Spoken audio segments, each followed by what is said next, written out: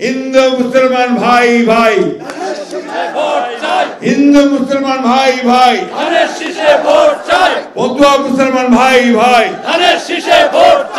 এই দেশটা আপনার, এই মাটি আপনার।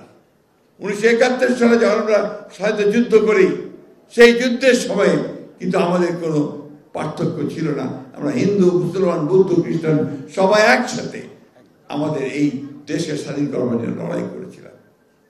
আজকে আবার সেই মন্ত্রে উদ্দীপ্ত হয়ে আসুন আমরা সবাই বাংলাদেশকে সত্যিকার অর্থেই আমাদের এই মানুষগুলো যারা ভূখণ্ডে বাস করি তাদের বাস করবার উপযোগী একটা দেশে রূপান্তরিত করতে চাই, প্রতিষ্ঠা করবার একটা স্বপ্ন নিয়ে সেই তারেক রহমানের সঙ্গেও তারা বসেছিলেন, কথা বলেছিলেন। আজকে সেই সময়টুকু আবার ফিরিয়ে আনা দরকার। আজকে আমাদের মা বোনেরা এখানে এসেছে অনেক দূর দূরান্ত থেকে, আমার ভাইয়েরা এসেছেন সেই দক্ষিণ থেকে, দক্ষিণের জেলাগুলো থেকে। একটা আশা তাদের সামনে আছে। সেই আশাটা হচ্ছে কি, যে আমরা বাংলাদেশে সত্যিকার অর্থে একটা নাগরিকের মর্যাদা নিয়ে বাঁচতে চাই। ঠিক কিনা? ঠিক কিনা বলেন?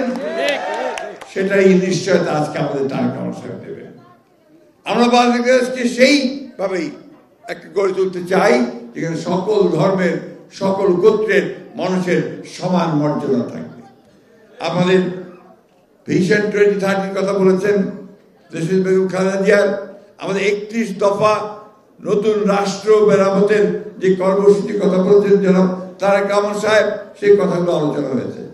আমি শুধু একটি কথা বলতে চাই, এ দেশটা আপনার, এই মাটি আপনার। 1971 সালে যখন আমরা স্বাধীনতা যুদ্ধ করি, সেই যুদ্ধের সময় কিন্তু আমাদের কোনো পার্থক্য ছিল না। আমরা হিন্দু মুসলমান বৌদ্ধ খ্রিস্টান সবাই একসাথে আমাদের এই দেশকে স্বাধীন করার জন্য লড়াই করেছিলাম। আজকে আবার সেই মন্ত্রে উদ্দীপ্ত হয়ে আসুন আমরা সবাই বাংলাদেশকে সত্যিকার অর্থেই আমাদের এই মানুষগুলো যারা ভূখণ্ডে বাস করি তাদের বাস করবার উপযোগী একটা দেশে রূপান্তরিত করতে চাই। আপনাদের সঙ্গে আলাপ আলোচনা করে আমি, মাফ করবেন আমার কাগজটা, আপনাদের সঙ্গে আলোচনা করে আমাদের হিন্দু সম্প্রদায় ভাইদের সঙ্গে আলোচনা করে বেশ কতগুলো সমস্যা এবং দাবি দেওয়ার কথা আপনারা আমাকে বলেছেন। আমি তা আমাদের নেতার কাছে জানাতে চাই।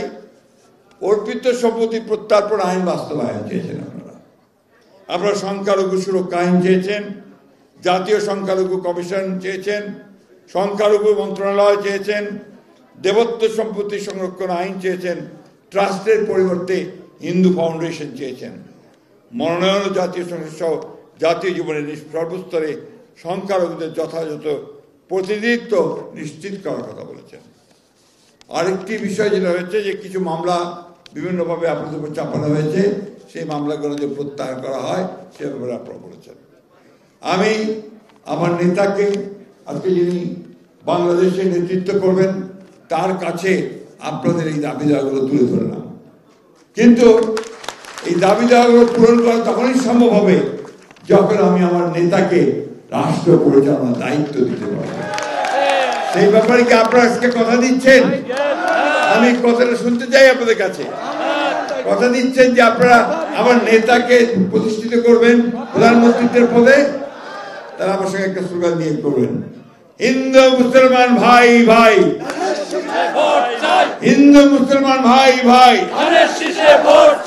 বন্ধুয়া মুসলমান ভাই ভাই। এটাই মনে রেখে আসুন আমরা সামনের দিকে আমার নেতা তারেক রহমানের নেতৃত্বে এগিয়ে যাই। আরেকটি বিষয়, আপনাদের যে মনোনয়নের ব্যাপারে আপনারা আমাকে বলেছেন, আমি আমার নেতার কাছে অনুরোধ রাখবো যে আপনারা এই বন্ধুয়া সম্প্রদায়ের মধ্য থেকে এবং হিন্দু সম্প্রদায়ের মধ্য থেকে আপনি যখন মনোনয়ন দেবেন সেটাকে বিবেচনায় রেখে যথাসময়। ধন্যবাদ সবাইকে।